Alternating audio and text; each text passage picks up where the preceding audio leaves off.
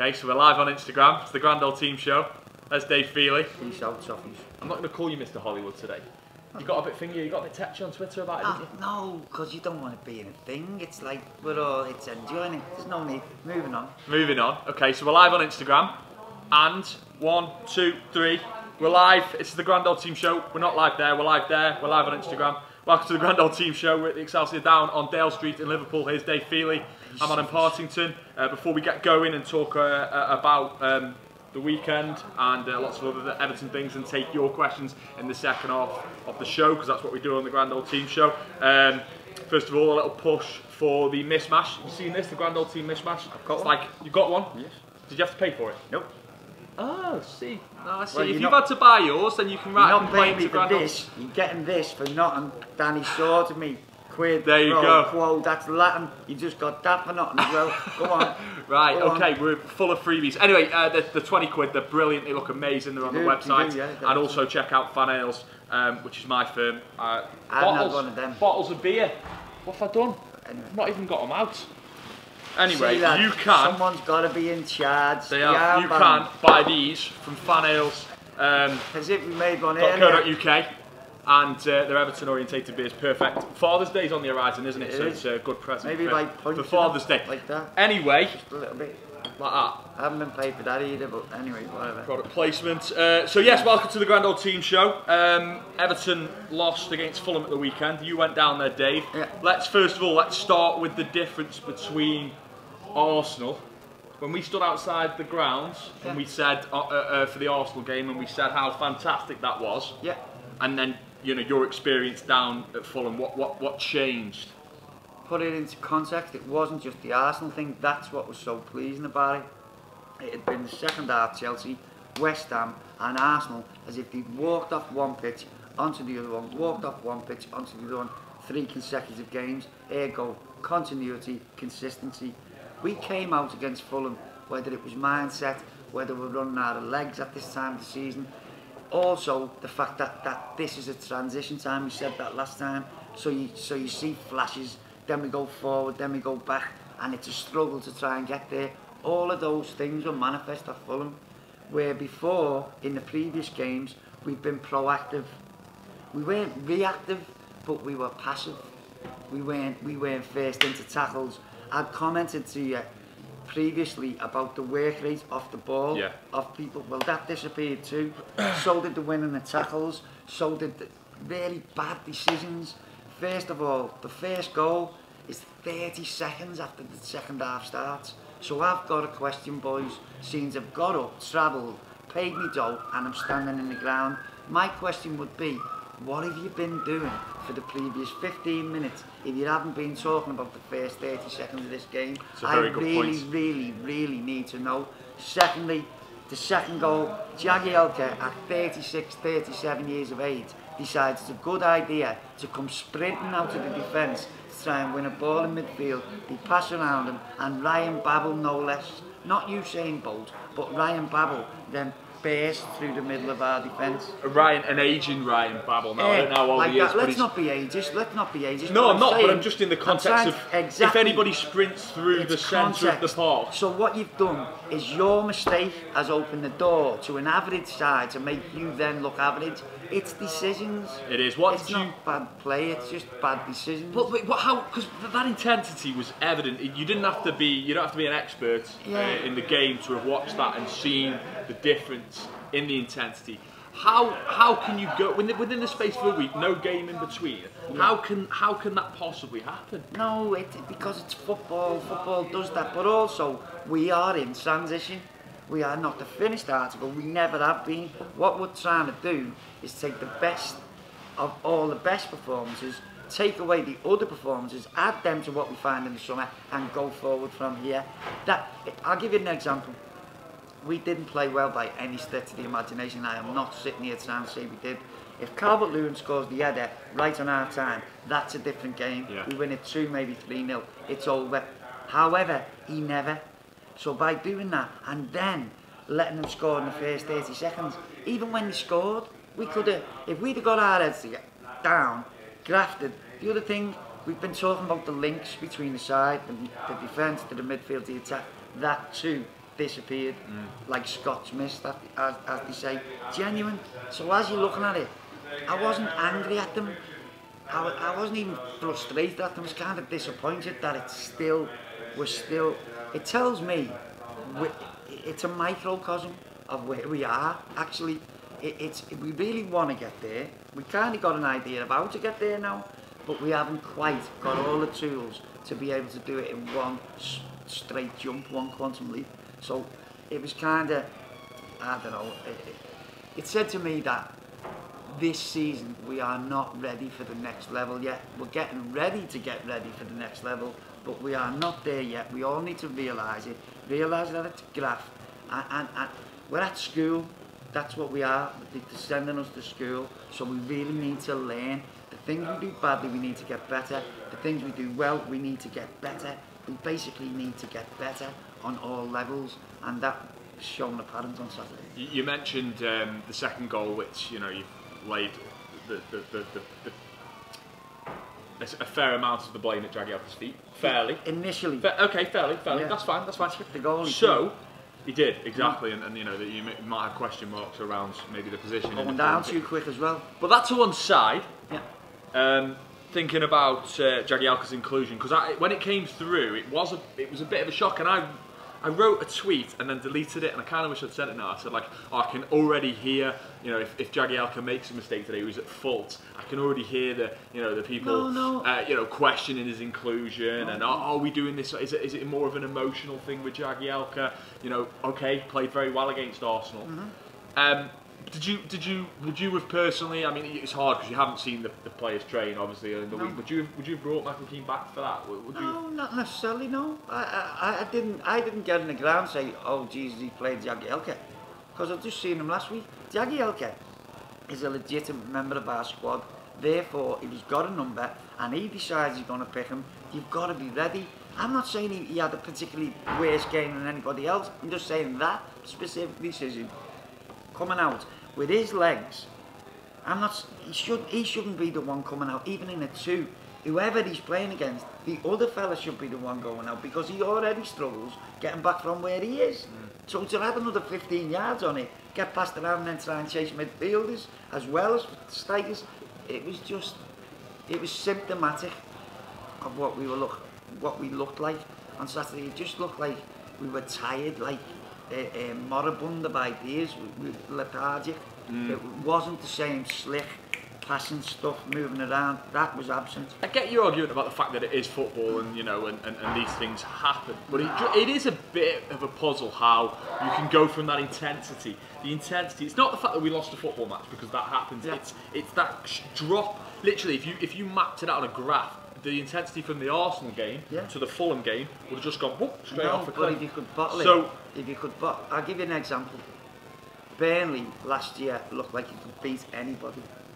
Outside the top 5, they looked like they could beat anybody. Therefore, you would logically say, in 12 months' time, you'll kind of be in the same with the same personality. That's not the same. Because football will do that to you. It's a mental game as much as a physical game, and emotions come into it. There's a myriad of reasons why it might have happened, but the point is, it's happened. We need to recognise it, we need to identify it, and look to resolve it, to solve it. Andre Gomes has been banned now, 3-match ban for Andre Gomes for the stamp on Mitchell. Yeah, it was naughty. I like you. I don't have particularly too many issues with him being banned for it, because you can't do that. I've got no issues with it. What would you say though to people who point out and say the inconsistency? So I did the radio before I came up today. At the station, and I spoke to Matt off Radio City Talk. I did it yesterday. Did you? There you go. I do it every Monday. He's so he asked me about this. Anyway, the point I'm making is, earlier on in the season, if you remember rightly, Jorginho went in on Sigurdsson, and I said this on the radio, and that was a terrible tackle, and there was no, if I remember rightly, you correct me if I'm wrong, Instagram or you, Jorginho didn't face any kind of punishment for that. So do people have a point when they say the continuity isn't there? People also point out to certain players that play for the team across the park. Yeah, you can't do that though. You can't do that, right? Because I don't think there is an inherent bias against Everton. I don't follow that. I'd say it's a big club thing. I'll give you an example. Go on. I'll give you a recent example. Arsenal in the first 20 minutes at Everton, part of their problem was every time they got tackled, he sat on the floor and put their hands up, saying, "I've just been tackled. Where's my foul?" Right. Not whether I have been fouled, whether it was a foul or not. Yeah. Hang on a minute. Yeah. Over here, it's a big club attitude. It's a self-entitlement thing, and yes, that occurs. But one day soon, it might. Well, never mind. One day soon, Gomes has just done it now. So while we could have been holier than now last week, we're now in the offender's seat.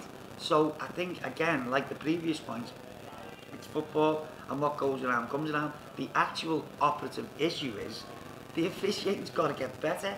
If you're going to have VAR, have it in all the games, or don't even have it in any. In my opinion, I'm not a television watcher. I've never watched television on football. It's actually on that screen right now, to be honest with you, ironically. However, it's not my thing, so VAR kind of passes me by, the whole issue of it. I'm not that arsed, to be honest. However, the introduction of that, it's irrevocable. You can't argue with it. So basically, if it's there and those incidents happen, you don't even go to the managers or the players. You just send it to the review committee, come back with a decision and say touch for that big fella.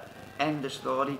That goes on 2 or 3 times. Big players miss big games. You start seeing it change. That's just the way the world is. It is. From Twitter, first of all, just before we finish though, 7th place.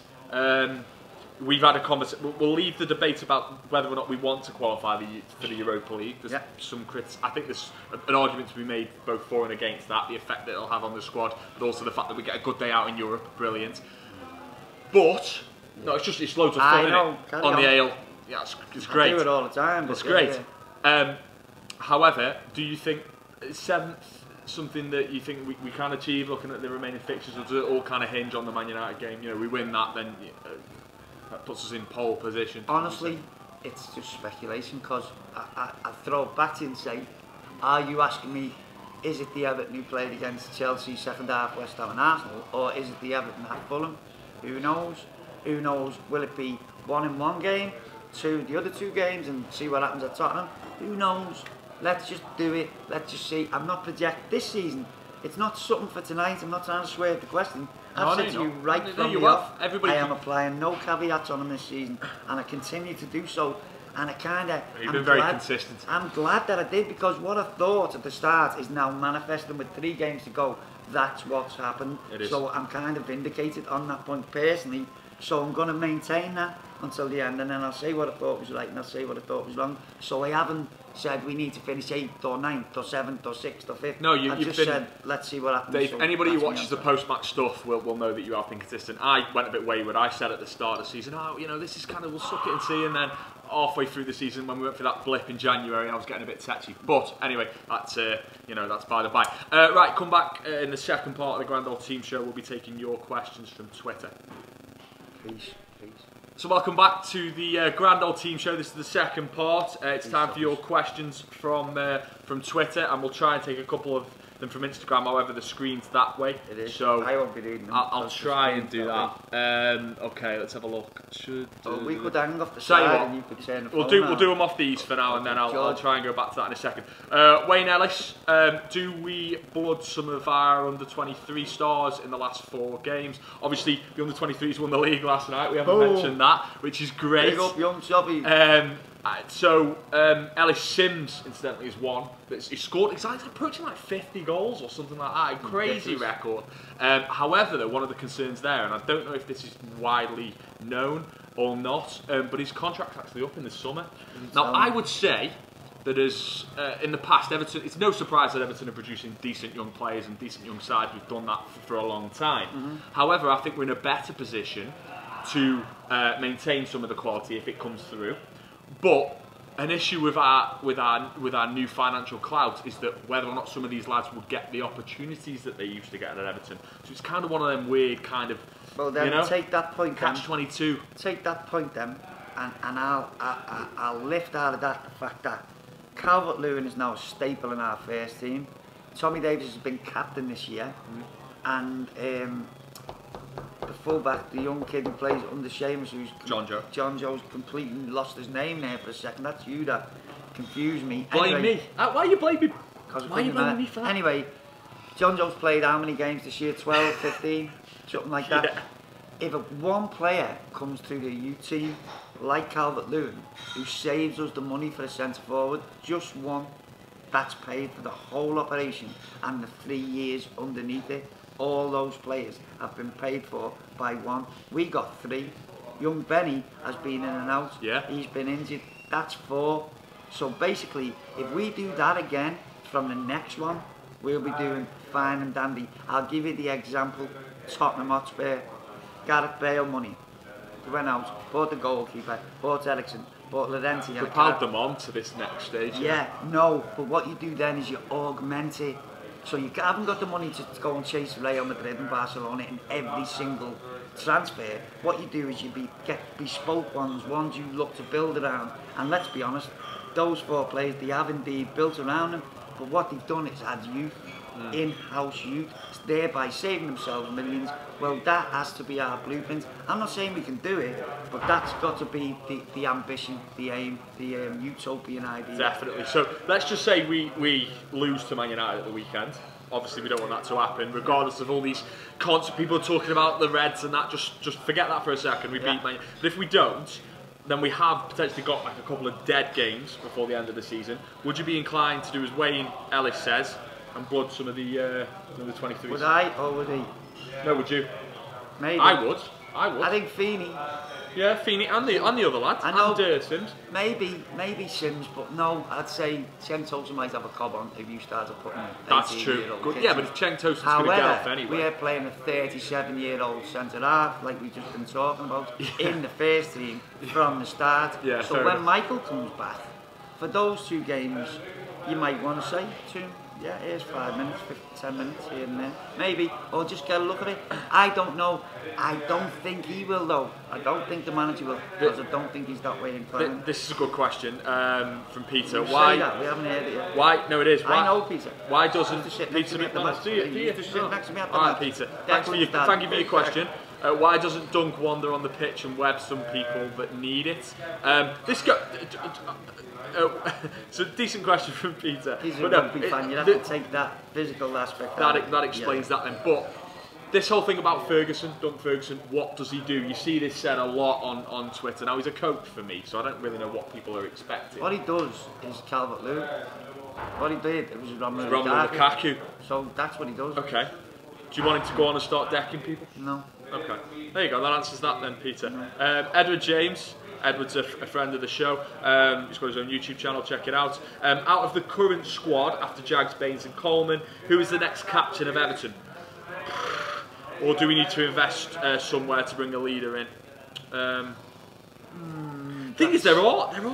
There's club captains, captains for their country. With, you know, Seamus Coleman being one of them, Gilfie Sigurdsson, I think, captains Iceland. Pickford, like, if he wasn't so mental. Can't have Pickford as you can. No, because he's a mentalist. But he gets to rave on halfway through the game. He is a full-blown lunatic. But he has something about him, you know. I know he's an international. When he grows up. I'd say you've already. No, I'd say if Tommy Davis gets into our team, he's our captain in the next. Yeah, but then there's that the issue with potentially some of the question marks around Tom Davis's ability. Well, what I'm saying is, this is not my opinion. I'm saying if this manager is here, he's already shown you. I said to you in an interview in about November that it was really odd that he mentioned those 2 by name in a week where he wasn't even playing. Neither of them were playing in the first team, and he named them specifically for next season that he was going to do it.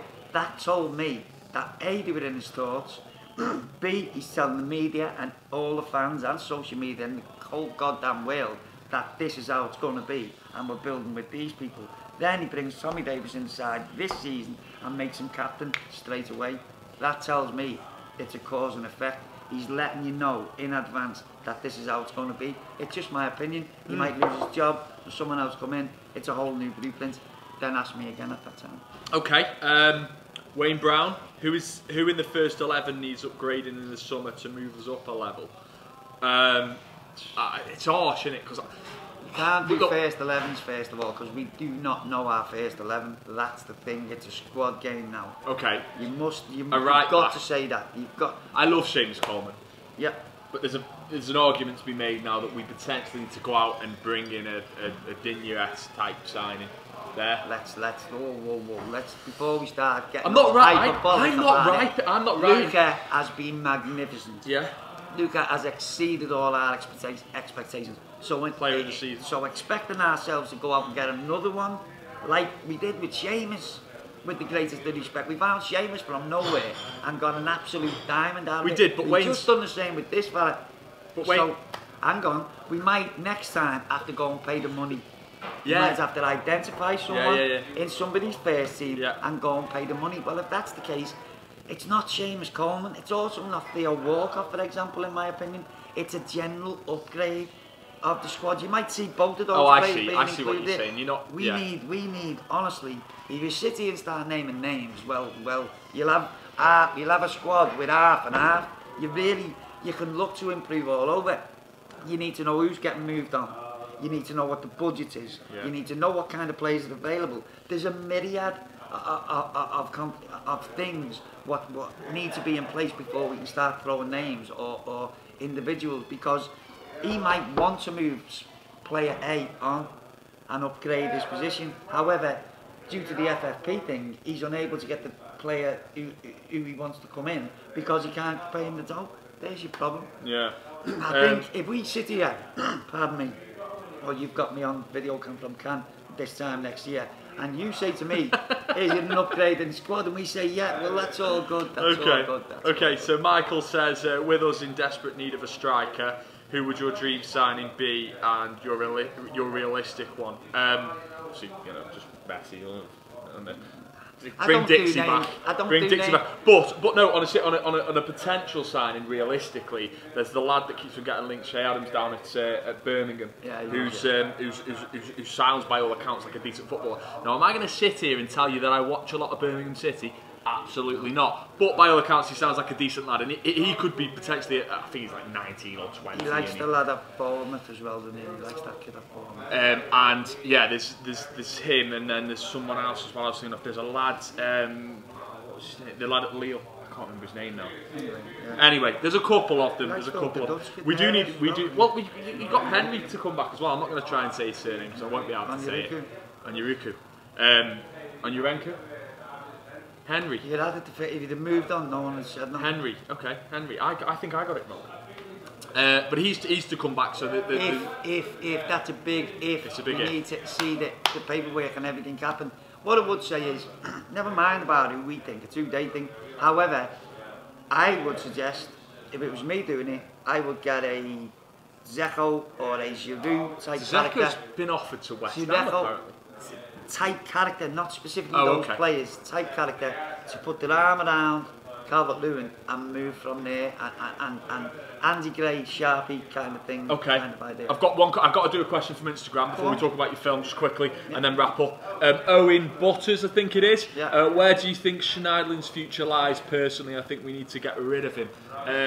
Morgan Schneiderlin, not seen him for a couple of weeks. Came back against Cardiff, played all right. Played well this season, but I think he's ran his Everton race. That's just my personal opinion, and I think if the manager thought any different, we'd have seen him earlier in the season because he was available. I know he's had some rough times emotionally, personally this season. Yeah, so he lost his dad, didn't he? So that's got to be factored in, but I think he'd have probably used them a bit more. You'd asked me before about the kids, inclusion of the kids before the end. I think the more important factors is who he brings in out of the squad. You'll start seeing who's going to use, and we'll get more hints about who stays in. So if we don't see someone like Schneiderlin, then the writing's on the wall. In those sort of games, particularly now that Gomes is out, there's a hole in our midfield. I didn't even consider him, to be fair, when I got asked that question earlier. I was like, why I get the big dough. I forgot about Morgan Schneiderlin. It is why you get the big dough. Talking to the big dough, just before we wrap up, as always, thank you for watching the Grand Old Team show. Your show, Howard's Way. Yeah, it's a film, and it's not mine. We're all involved, but it's Rob Sloman, the director, but myself and Keith Mullen are involved in. You were with Timmy Cahill this week. I was with Timmy Cahill. I was with Duncan Ferguson. I had breakfast in Peter Reid's house. I went to Derek Mountfield and looked at us all as geeky things worse than myself, by the way. But it's been crazy. I tell you what has been lovely. Has been the response from Evertonians. This is a project from our hearts. I personally want a Kardashian, but that's just my thing about it. However, it's to do justice, A, to the gaffer, B, to that team, and C, to our own selves, to our group, what we did, what we experienced, what happened all that time. Because the actual title of the film before we began was The Team That Time Forgot. It's because time forgot that team because of Heysel.